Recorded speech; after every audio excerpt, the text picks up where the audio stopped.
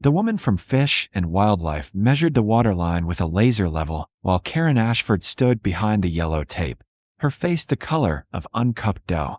Behind her, 16,000 gallons of federally protected wetland water sat in a drainage ditch that cut through 3 residential lots, and the fine counter was climbing by the hour. "Mr. Chun," the agent said, not looking up from her equipment, "how long has this vernal pool been registered?" I pulled the folder from my truck. "Since 1997. 27 years. Karen made a sound like she'd swallowed a wasp. I didn't look at her. There was nothing to say that the paperwork wouldn't say better. "Let me take you back 6 weeks, to the morning this started." The knock came at 7:15 on a Saturday in April. I was in the kitchen making coffee when I saw her through the window, blonde bob, clipboard, the kind of smile that doesn't reach past the teeth. Karen Ashford, Green Lake Meadows HOA president for 9 consecutive years. I opened the door halfway. "Mr. Chun." She didn't wait for a response. "I'm here about the pond situation." "What situation?" She consulted her clipboard like she was reading a verdict. "The decorative water feature on your property is in violation of community aesthetic standards. It's become overgrown, it's attracting wildlife, and several neighbors have complained about mosquitoes." I looked past her at my backyard. The vernal pool sat in the natural depression it had occupied since before this subdivision existed, surrounded by native grasses and cattails that had been there longer than Karen had been alive. "That's not a decorative feature," I said. "It's a registered seasonal wetland." Karen's smile tightened. "According to our records, you installed a pond without HOA approval in 2019. According to federal records, that wetland was registered with the Army Corps of Engineers in 1997, for years before this HOA existed." She glanced at her clipboard again, found nothing useful there. "Mr. Chun, I don't think you understand. The HOA has jurisdiction over all landscape features on member properties. That includes water features of any kind." I could have explained it then. Could have walked her through the Clean Water Act, the jurisdictional determinations, the mitigation banking protocols I'd helped write during my 30 years with the EPA. Instead, I said, "Do you have a copy of my signed covenant? Everyone who purchases property in Green Lake Meadows agrees to. Do you have my signature on an HOA covenant document?" She didn't. The first violation notice arrived 3 days later. Failure to maintain approved landscaping standards. The second came a week after that, this time threatening fines. The third announced an emergency board meeting to discuss my continued noncompliance. I didn't attend. I sent Tom Kellerman instead, my attorney, and a man who'd spent 15 years defending wetland protections in federal court. He came back smiling. "They have no idea what they're dealing with," he said. "Karen spent 20 minutes explaining why your pond constitutes a community eyesore. She used the phrase stagnant water hazard 11 times. Did you correct her?" I introduced the 1997 jurisdictional determination, the EPA wetland designation, and the Section 404 permit exemptions into the meeting record. Then I explained that attempting to modify or remove a federally protected wetland without Army Corps authorization carries criminal penalties starting at $25,000 per violation. "How'd she take it?" Tom's smile widened. "She said the HOA has a duty to protect property values, and that murky ponds full of weeds don't qualify for special treatment just because someone filed paperwork 30 years ago." I should have seen it coming. Should have recognized the particular flavor of confidence that comes from 9 years of unchallenged authority. But I'd spent 3 decades watching bureaucrats make decisions based on incomplete information, and I'd learned that you can't prevent people from making mistakes. You can only document them clearly enough that the consequences land where they belong. The morning I found the pond drained, I was returning from a consultation in Sacramento. I'd been gone 4 days. The truck turned onto my street at 8:15, and I knew something was wrong before I reached the driveway. The cattails were bent at unnatural angles. The grasses looked trampled, and where 16,000 gallons of seasonal wetland should have been, there was nothing but exposed clay and the silver-gray bodies of 6 dead spotted salamanders. I stood at the edge of the depression for a full minute, not touching anything, my phone already recording video. The drainage hose was still there, industrial grade, 8-inch diameter, running from my property line across the Hoffman's yard and into the subdivision's storm drain. Someone had used a gasoline pump. I could smell the residue. My phone buzzed. A text from Eleanor, 3 houses down. Karen was at your place yesterday with a contractor truck. Thought you should know. I forwarded the message to Tom, then called the number I'd kept in my contacts since 2003. Special Agent Rachel Mora, U.S. Fish and Wildlife Service. She answered on the second ring. John, been a while. I need you at my property in Green Lake Meadows, I said. Someone just drained a registered vernal pool containing California tiger salamanders. Silence.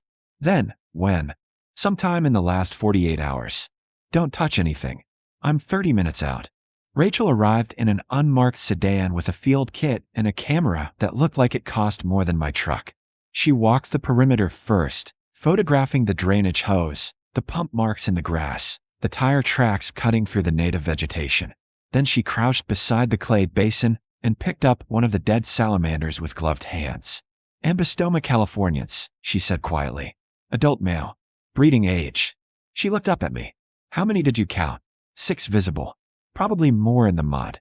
She stood, stripped off the gloves, and pulled out her phone. I'm calling the regional office. This is a listed species violation under the Endangered Species Act. While she made the call, I walked back to my truck and pulled the green binder from behind the seat. 27 years of documentation. The original 1997 Wetland Delineation Report. The Army Corps Jurisdictional Determination. The habitat surveys I'd conducted annually since retirement. Photographic records of every spring breeding cycle, every salamander egg mass, every migratory bird species that used the pool during seasonal flooding. Eleanor crossed the street when she saw Rachel's car. She was 73, retired postal worker, and the only person in this neighborhood who'd lived here longer than Karen had been HOA president. She did this yesterday, Eleanor said without preamble. Karen and 2 men with a truck. I didn't know what they were doing until I saw the hose. Rachel turned from her phone call. Did you see them operate the pump? I saw one of the men connect it. Saw Karen standing there with her clipboard, directing them. Would you be willing to give a formal statement? Eleanor smiled. It was not a warm expression. I've been waiting 9 years for someone to ask me that about Karen Ashford. The citation notice came from Fish and Wildlife within 48 hours. The Army Corps sent theirs on the same day. Both agencies cross-referenced federal databases and confirmed what I already knew. The vernal pool had been continuously registered since 1997, had documented presence of endangered salamanders, and had never been subject to any legitimate permit that would authorize drainage or modification. Karen's response arrived via certified mail. A 2-page letter from an attorney I didn't recognize, arguing that the HOA had acted within its emergency authority to address a public health hazard, and that federal wetland protections didn't supersede community safety protocols. Tom read it once, then looked at me over his reading glasses. She's citing a public health emergency that doesn't exist to justify destroying an endangered species habitat that absolutely does exist. He set the letter down. Sean, she's going to lose everything. What's the timeline? Fish and Wildlife will complete their damage assessment first. That determines the species impact count. Corps will run parallel on the jurisdictional violation. Criminal referrals typically take 60 to 90 days, but given the species status and the documented intent. He paused. Karen directed this personally. Eleanor's statement confirms that. This isn't an accidental discharge. It's deliberate destruction of protected habitat. What are we looking at? Tom pulled up the federal sentencing guidelines on his laptop. Endangered Species Act violations start at $25,000 per specimen for listed species. Your salamanders are listed. Fish and Wildlife counted 8 confirmed dead, and they're still excavating the mud for egg masses. I did the math quietly. 8 salamanders. 25,000 each. Clean Water Act violations for unauthorized discharge into waters of the United States run separate, Tom continued. The Corps will calculate that based on total acreage impacted and restoration costs. Then there's the administrative penalties. Those can run up to $37,000 per day for ongoing violations. It's been 6 days since the drainage. I'm aware. The HOA called an emergency meeting the following Tuesday. I attended this time, sitting in the back row with Tom beside me and the green binder on my lap. Karen opened with a prepared statement about community standards and property maintenance obligations. She explained that the board had received multiple complaints about standing water and mosquito breeding. She used the phrase responsible stewardship 4 times in 3 minutes. When she finished, Tom stood. Mrs. Ashford. Did you receive written authorization from the Army Corps of Engineers before draining Mr. Chen's wetland? Karen's expression didn't change. That's not a wetland. It's a man-made pond that. Tom placed a document on the projector. The 1997 jurisdictional determination, signed and sealed by the Corps. This determination predates the HOA's founding by 4 years. It explicitly designates the seasonal pool on Mr. Chen's property as jurisdictional waters of the United States. He advanced to the next image. This is the habitat survey from March showing confirmed presence of California tiger salamanders, a species listed as endangered since 2004. He looked at Karen directly. You ordered the drainage of federally protected waters containing an endangered species without authorization. That's not an HOA maintenance issue. It's a federal wildlife crime. Karen's attorney whispered something to her. She shook her head, leaning toward the microphone. The HOA has a responsibility to protect the community from health hazards. Standing water breeds mosquitoes, and mosquitoes carry disease. We acted to protect. Were any residents diagnosed with mosquito-borne illness? That's not the. Did you consult with county vector control before taking action? Karen's mouth opened, closed. Did you hire a qualified biologist to assess the site? Nothing. Tom placed Eleanor's written statement on the projector. This is a sworn affidavit from a witness who observed you directing contractors to drain the pool. The operators didn't inspect the site. They didn't survey for wildlife. You ordered the drainage of a protected wetland because you decided it was unsightly. The room was completely silent. Tom gathered his documents. Fish and Wildlife will complete their investigation within 30 days. The Corps is running concurrent. Mr. Chen has cooperated fully with both agencies. He looked at Karen one more time. You should speak with a criminal defense attorney. The restoration order came first. Army Corps required full remediation within 90 days. Re-excavation of the basin to original contours, replacement of native vegetation, installation of monitoring wells, and 3 years of mandatory habitat reporting. Cost estimate, $47,000. The citations came second. Fish and Wildlife documented 12 dead salamanders total, including 4 egg masses containing an estimated 200 embryos. Endangered Species Act violations, $300,000. Clean Water Act discharge penalties, $85,000. Administrative penalties for ongoing noncompliance, another $60,000, accumulating daily until restoration commenced. Karen hired a different attorney. Then another. The third one convinced her to stop talking. I stood in my backyard on a Thursday morning in June and watched the restoration crew re-excavate the basin. The project manager was a wetland ecologist named Sarah Chun, no relation, who'd worked with me on Sacramento River projects in the 90s. Whoever drained this knew nothing about hydrology, she said, pointing to the collapsed eastern bank. They pumped it dry without staging, destabilized the entire substrate. Can you restore it? We can rebuild the physical structure. Whether the salamanders come back. She shrugged. That's up to them. Tom called that afternoon. Settlement offer came through. Karen's attorneys want to negotiate the penalties down in exchange for immediate restoration compliance and a voluntary HOA recall. What are Fish and Wildlife saying? They'll reduce to $200,000 if she resigns from the board permanently and the HOA pays full restoration costs.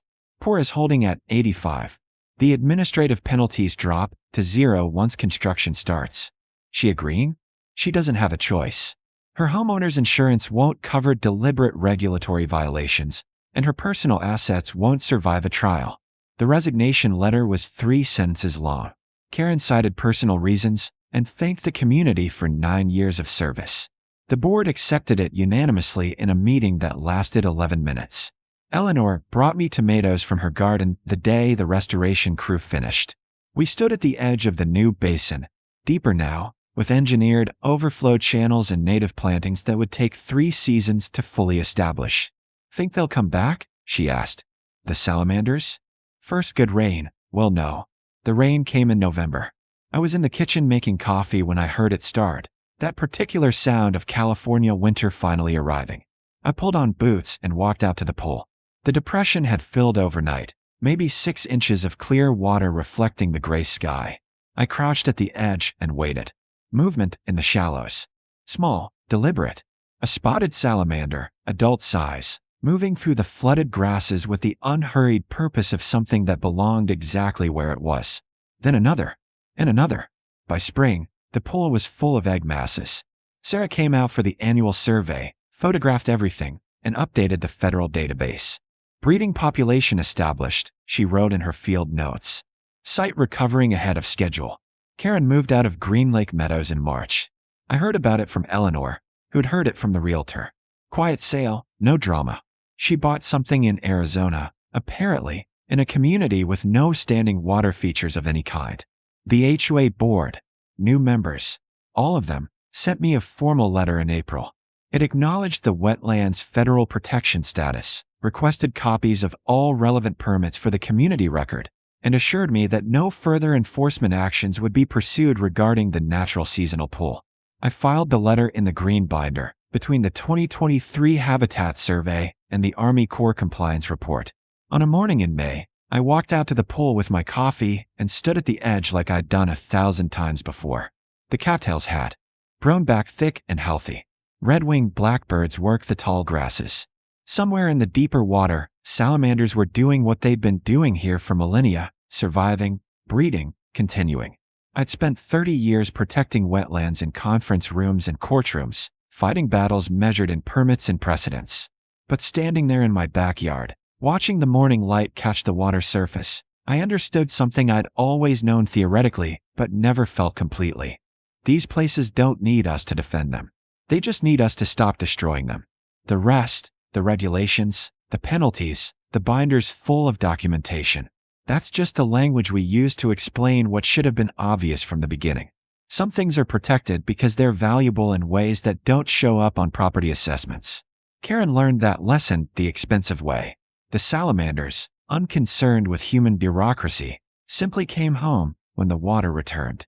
And in the end, that was the only measure that mattered.